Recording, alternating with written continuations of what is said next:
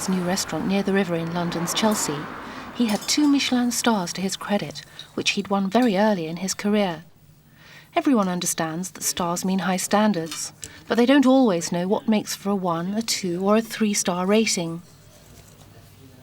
On a 1-star basis, is there purely for this food. It's the food that gets 1 star.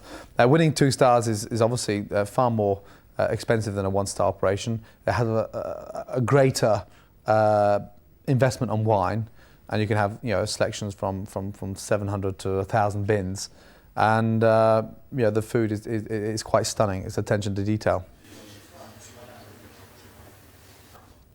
Then you step up a bracket to a 3-star, and normally 90% of 3 stars throughout Europe are set in some of the most glamorous sort of settings on the river. They have 4 or 5 waiters per table. They have £1 million investment in their wine, and generally you pay accordingly, of course. But over the last 3 or 4 years, for instance, now let's take Nicola Dennis. He's 3-star. He's on Park Lane and he's inside a hotel. Then you take 3-star in Italy, which is close to Milan. It's in the middle of the mountains. It's very cheap to eat there, and you have caramelised pig's trotter to start with as an amuse-gueule. And for pudding, they serve you a little poached pear with some Parmesan cheese. Now, if I had to do that here, I'd be slated. So, what is the criteria for 3 stars? It's a very interesting question. But I don't think there should be any dead set criteria. I think it should be perfection. Not 4 days a week, but constantly. And when that place is open, that should be perfection. Having even 1 Michelin star can open many opportunities. But unlike many other top chefs, Gordon chooses to devote himself to his kitchen. I don't work 6 days a week because I need the cash. I work 6 days a week because of standards. I could have quite easily, the day I won a Michelin star, took a seat, sat back, got more involved with television, started writing books, employed a head chef to do my work for me, and start putting some serious money in the bank. Yeah, I'm not interested really. I want to achieve my goal. And I suppose that's going to be the sad day, is achieving it, because it shouldn't be. But it's just, I'm running a race, and it's not a 100-metre sprint, it's a marathon. So I'm excited, but I'm also nervous, because I'd hate to feel that there's no further challenge, but there will be, because this development point of view, I can't stop. Gordon's first aim was to become a world-class footballer, but he wasn't lucky enough to succeed. Winning a 3rd Michelin star would represent an achievement equalling or exceeding any of his earlier ambitions. Winning 3 Michelin stars, it could be playing for Glasgow Rangers in an FA Cup, final at Wembley. And I'm really excited about that, and I can't take my mind off it. Not because I think it's got to improve my business. I just want to do it on a personal front. Actors have Oscars. Footballers have FA Cup medals. Chefs have Michelin stars, I suppose. Gordon's insistence on maintaining the highest standards in his 2 restaurants means he even bakes his own bread. Each night, as the last customers leave, the night baker will be clocking on to begin a 12-hour shift, assisted tonight by Gordon's colleague, Marcus Waring. It's about 1:20 in the morning, way past Marcus's bedtime. He's normally in bed by 11:30 at night, on a good day. And the interesting thing about tonight, or early on this morning, is that a new job starts. We're just on our way home, night baker's just arrived, we're starting to prepare the bread. And the exciting thing about this is we've both been down that line. Marcus and I were both bakers at Gavroche as a night baker. Had we not done that intensive training, we wouldn't be in a position today to converse with the night baker today, to understand the problems, to stay focused on improving the quality of the bread and monitoring standards. So the important part was being night bakers ourselves, which we find it a lot easier now, I suppose, to relate to someone like Emmanuel. Yeah, I think it's about really I think you isn't it? relate to him a lot easier than I do, because Marcus is a bit more patient than I am, and he understands him more, I think, really, because it was Marcus who actually employed him. Yeah, thank you. Well, basically, I mean, his job is to make all the bread, obviously, pastries, brioche, and macaroons. But most importantly, his main job is to make the bread and to concentrate on making just brown and white bread and cheese breads for the restaurant, for both restaurants, for their services. And then we go on to the brioche and the puff pastries and any other pastries that he actually has to do. But I think most importantly, he's just trying to get him to understand, isn't it, the bread really. Yeah, making bread is live. Yeah. There's a feel for it. Every day the temperature of the kitchen is different. Summer, autumn, winter, spring. We're now having to turn on the stoves to generate some heat in order that we speed up the process of the fermentation with the yeast. Every night it's different. Tonight it can be -5, tomorrow night it can be -10, so we have to turn 2 stoves on in order to generate the heat in the kitchen to help this bread prove. The annoying thing about it, when there is a problem, then of course the cooks are back in tomorrow morning, 4.5 hours, 5 hours time, 6:30. We haven't got the time during the day to start making this bread again. So it's 3/4 baked this evening, and then we rebake it again before we send it to the customers. And we've also been slightly discontent with the standard of bread produced by large companies in this sort of country, really. So that's why we've decided to make the bread on our own and employ a night baker. I think it always shows a good house, though, that makes their own bread.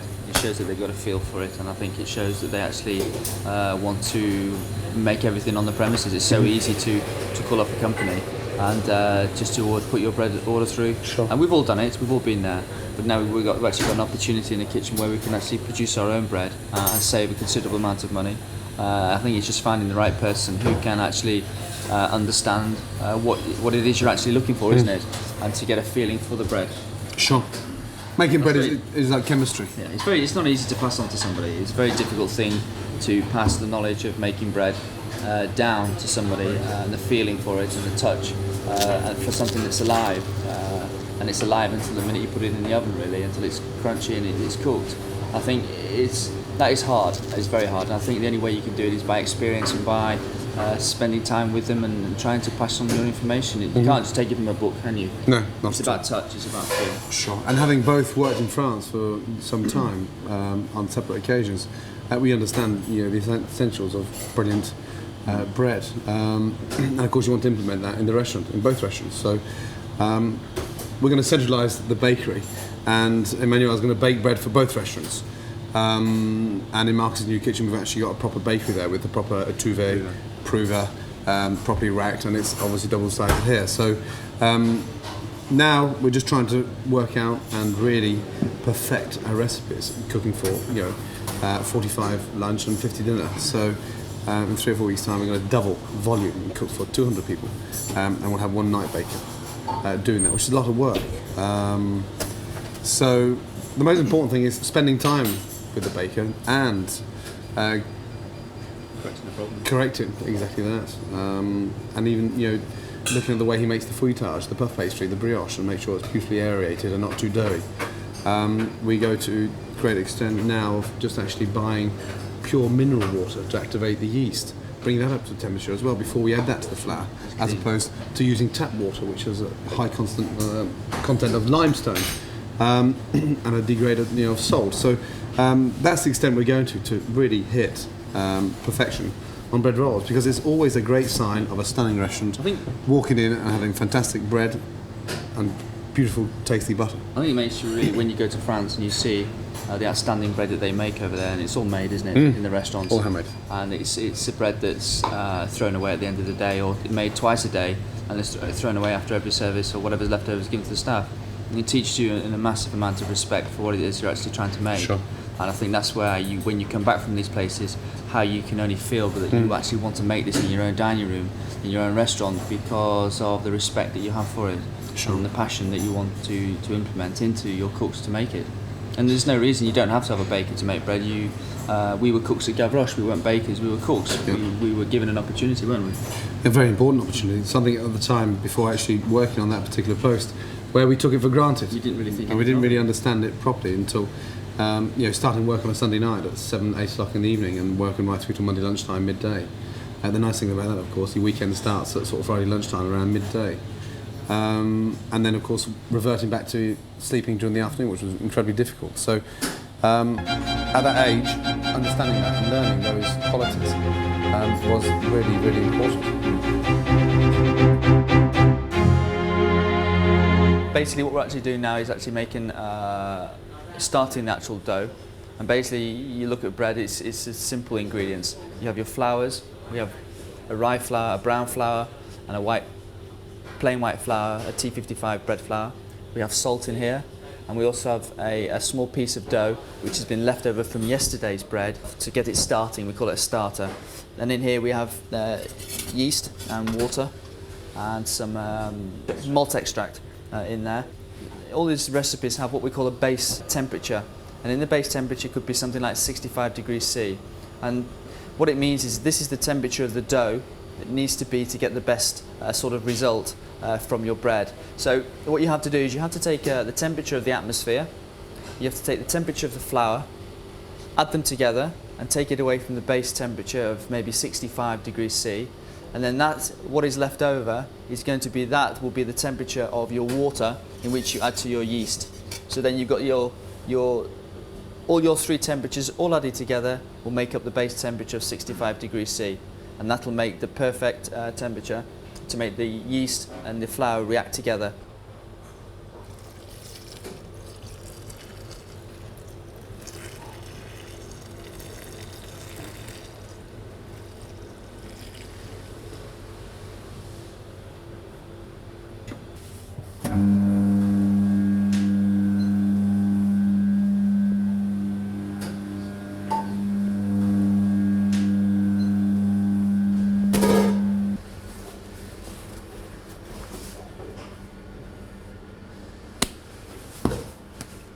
Okay, Manuel.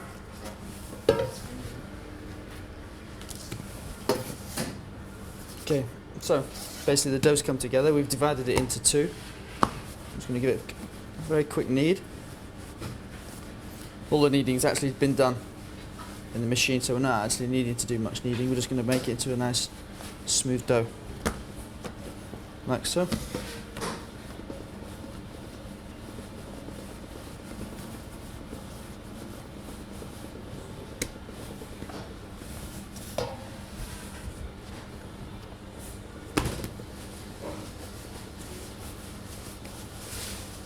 Slightly floured.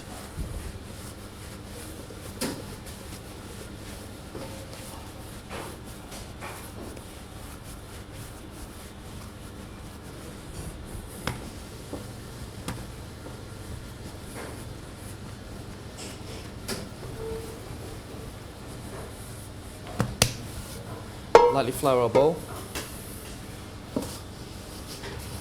Place the dough inside.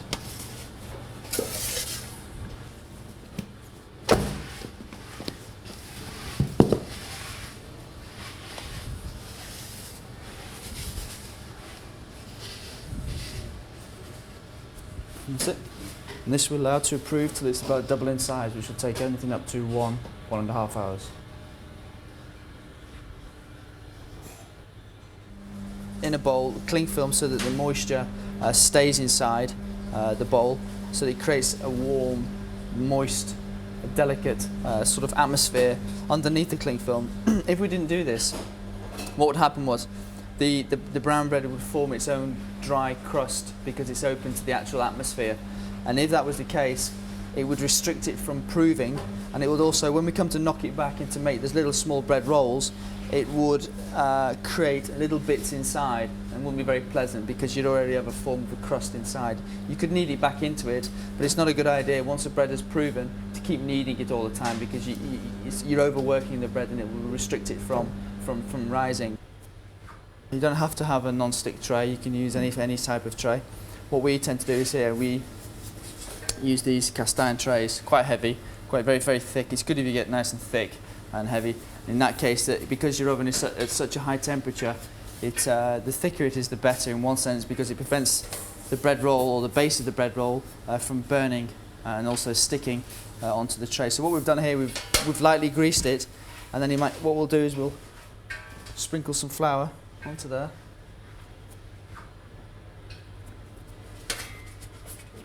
And we'll just shake it like so. Just just around the tray.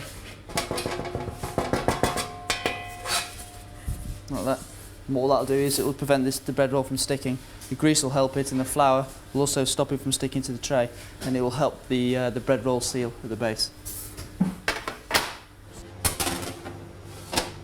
With the cheese board, we serve a beautiful cheese bread, and we make that here ourselves. Rather than make a separate recipe for the cheese bread, which you can do, there's many sorts of recipes you can actually try, just to make life a little bit easier on the baker, because this has a lot to do in the evening. What we do is we take a large quantity of the brown bread dough, and we add what we call this sort of mixture here, which we make ourselves, which is a beautiful sort of selection of sultanas, raisins, golden sultanas and walnuts. It's about 50-50 of each, or a third of each, equal quantities.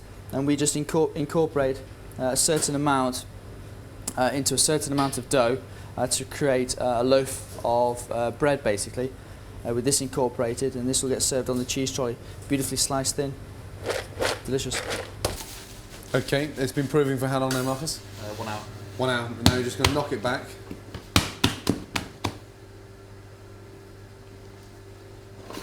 So knock it back to its original shape, and then leave it for how long again, Marcus? It's been proven for 1 hour. Mm-hmm.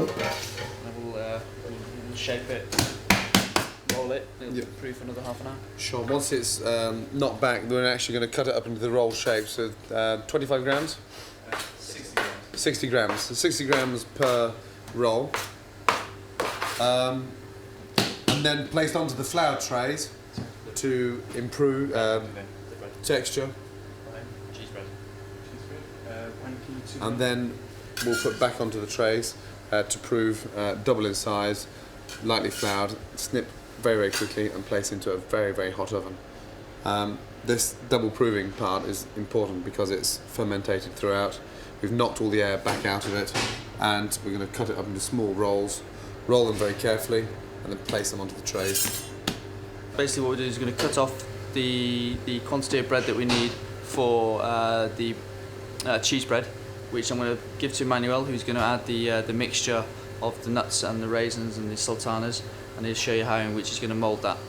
Okay, there's 1.2 kilo brown bread in there. We're going to knock back on the machine with the addition of the ingredients for the cheese bread, the sultanas. We're going to knock that back together, leave it to prove, and then mark it, score it, and cook it on 180?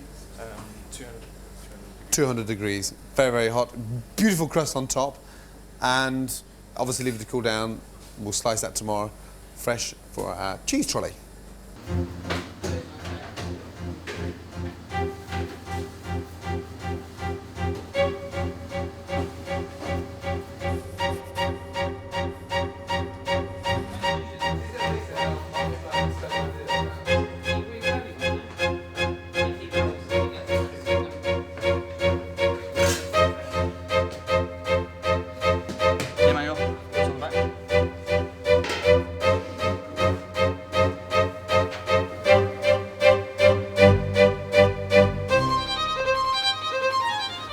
Doing here is slightly dusting them with the flour and just nipping the top. Just for what this actually does is it does two things. It gives it a nice little point, obviously, on top, and also it gives it a little break in the dough, in the crust. So it also allows it slightly to split open a little bit, just giving the bread a little bit of leeway to push itself up when it's in the oven at the same time.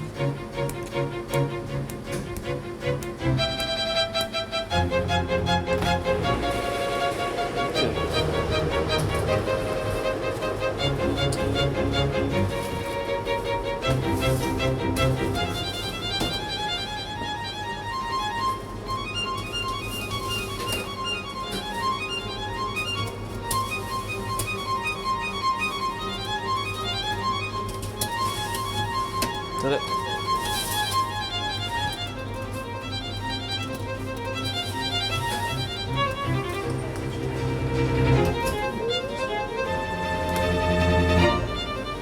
So we just turn on the oven just to give it a blast of steam.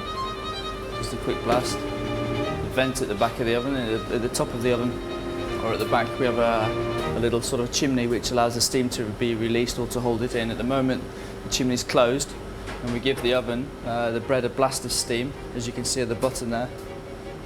This also helps to push up and keep the dough moist at the same time, but it also helps it to give it a nice shine as well. So we give it a blast of this with the vent closed.